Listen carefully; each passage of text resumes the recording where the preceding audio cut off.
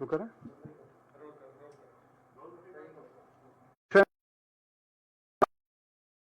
रखना चाहूंगा और इनका सीधा सीधा संबंध जो है वो पूरी प्रक्रिया जो अपनाई गई है बिडिंग प्रोसेस की उससे जुड़ा हुआ है। उसके अंदर जिस प्रकार की ट्रांसपेरेंसी पारदर्शिता है उसके बारे में है और एक बहुत ज़रूरी इसका पहलू है जो उसमें कॉन्फ्लिक्ट ऑफ इंटरेस्ट एक प्रत्यक्ष रूप से दिखाई देता है उसके बारे में। और बड़ी पिक्चर यदि देखें तो पूरा मेक इन इंडिया का जो एक ध्येय है भारत सरकार का उसके ऊपर कुछ सवालिया निशान लगते हैं। इसका मैं थोड़ा सा विस्तार से आपको यदि बताऊं, दिसंबर 2022 में भारत सरकार द्वारा एक विज्ञप्ति के माध्यम से बताया गया था कि 26,000 करोड़ का लेटर ऑफ अवार्ड सीमेंस के साथ हुआ है जो इसमें टेक्नोलॉजिकल पार्टनर होंगे। और उसमें यह बताया गया था कि जो पूरा मैन्युफैक्चरिंग है वो दाहोद में होगा। इन लोकोमोटिव इंजन्स का 1200 यूनिट्स जो बनने थे उनका दाहोद में मैन्युफैक्चरिंग होगी, उसका उत्पादन दाहोद में होगा। और ये दाहोद का जो प्लांट है ये करीब 2-2.5 साल में बन के तैयार हो जाएगा, जिसका उद्घाटन जैसे मैंने बताया 26 मई को प्रधानमंत्री जी द्वारा किया गया। और इसका मुख्य बिंदु इसके अलावा ये भी था कि जो हमारा रेलवेज का स्टाफ है उसके जो इंजीनियर्स हैं, अधिकारी हैं, कर्मचारी हैं, खास तौर पे जो इंजन मैन्युफैक्चरिंग है उसकी ट्रेनिंग वगैरह और उसका मेंटेनेंस वो इंडियन रेलवेज के जो 4 मेंटेनेंस डिपो हैं विशाखापट्टनम, रायगढ़, पूना और खड़गपुर में वहां पर किया जाएगा। और दाहोद एक एडवांस्ड इंजीनियरिंग हब के रूप में उभर के सामने आएगा क्योंकि सारी मैन्युफैक्चरिंग जो है वो वहां पर होगी। और स्वाभाविक सी चीज है, इतना बड़ा प्लांट यदि लगेगा तो हजारों नौकरियां उसके साथ आएंगी और उसके साथ एक स्पिन ऑफ इफेक्ट जो है और एंसिलरी यूनिट्स वगैरह जो हैं वो भी उसके माध्यम से जुड़ेंगी। लेकिन अब जो तस्वीर उभर के हमारे सामने आई है वो कुछ और दर्शा रही है। तस्वीर ये आई है कि जिस मेक इन इंडिया या मेक इन गुजरात का यहां पे लोगों को आश्वासन दिया गया था वैसा कुछ नहीं है। दाहोद के प्लांट में मैन्युफैक्चरिंग के नाम पे सिर्फ असेंबली है, मतलब बने बनाए पुर्जे या मशीनरी जो है उसको इकट्ठा करके उनको जोड़ने का काम है। उसकी टेस्टिंग है और कमीशनिंग है। कमीशनिंग मतलब जब बन के तैयार हो जाएगा तो वहां से वो कमीशन हो जाएगा। जो असली मैन्युफैक्चरिंग है क्रिटिकल कंपोनेंट्स की, चाहे वो इंजन सिस्टम्स हों या पावर कन्वर्टर्स हों या और जो इस तरह की चीजें जो इन लोकोमोटिव्स में जाती हैं, वो सारी की सारी सीमेंस के जो अपने प्लांट हैं।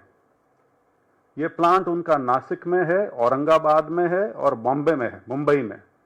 ये सारी मैन्युफैक्चरिंग ऑफ क्रिटिकल पार्ट्स जो है वो सीमेंस के अपने मैन्युफैक्चरिंग यूनिट्स में होंगी, उनकी अपनी फैक्ट्रीज में होंगी। तो जो हमारे रेलवेज के इंजीनियर्स को जो ट्रेनिंग दी जानी थी इंजन मैन्युफैक्चरिंग के अंदर, जो इनको इन्वॉल्व किया जाना था, वो अब किस हिसाब से होगा या नहीं होगा उसके ऊपर भी एक पूरा सवालिया निशान इस माध्यम से लग जाता है। अंग्रेजी में एक इस तरह की चीज के लिए फ्रेज इस्तेमाल किया गया है, स्क्रू ड्राइवर टेक्नोलॉजी। एप्पल के बारे में भी हमको यह बताया गया कि एप्पल के प्लांट लग गए हैं, एप्पल के जो मोबाइल फोन्स हैं अब हमारे यहाँ उनकी मैन्युफैक्चरिंग हो रही है, लेकिन वो भी यही है, असेंबली है, सिर्फ मैन्युफैक्चरिंग नहीं है। तो दाहोद में भी जो सरकार की खुद की विज्ञप्ति थी उसमें जो क्लेम किया गया था, जो दावा किया गया था, वैसा ना होकर यहाँ पर भी सिर्फ असेंबली और टेस्टिंग के लिए ये प्लांट बनाया गया है। इसके साथ प्रश्न उभर के आते हैं कि जो पूरी प्रक्रिया अपनाई गई है इस 26,000 का कॉन्ट्रैक्ट देने में, आज तक ये स्पष्टता नहीं है कि इसका बिडिंग प्रोसेस जो था उसमें और कौन कौन शामिल हुए थे और कौन कौन से टेक्नोलॉजी के इस क्षेत्र में जो बड़े बड़े प्लेयर्स हैं वो इसमें इन्वॉल्व थे या नहीं। यदि मैं जिक्र करूं तो बॉम्बार्डियर है या एल्स्टॉम है, क्या वे भी इसके अंदर पार्टिसिपेंट थे, उन्होंने भी क्या अपनी बिड दी थी इसके अंदर। आप सबकी जानकारी के लिए एल्स्टॉम जो है वो इंडियन रेलवेज के साथ करीब उसका 100 साल का संबंध है। बहुत बहुत बड़े बड़े प्रोजेक्ट्स हैं जो उन्होंने इंडियन रेलवेज के साथ हिंदुस्तान में इम्प्लीमेंट किए हैं, क्या इस तरह की जो कंपनीज हैं वो भी इस बिडिंग प्रोसेस का हिस्सा थी या नहीं थी?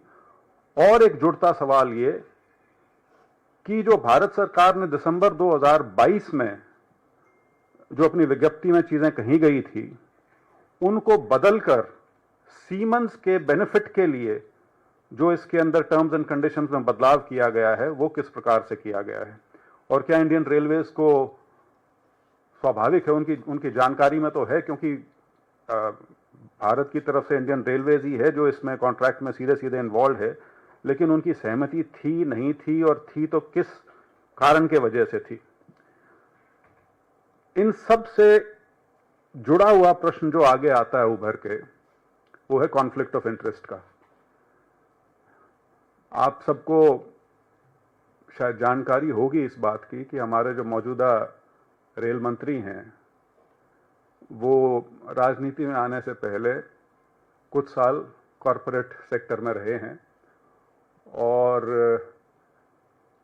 उनकी एक काम जो उन्होंने किया प्राइवेट सेक्टर में, वो बहुत बड़े स्तर पे उच्च अधिकारी के तौर पे वाइस प्रेसिडेंट डेजिग्नेशन था उनका सीमेंस लोकोमोटिव इन इंडिया के।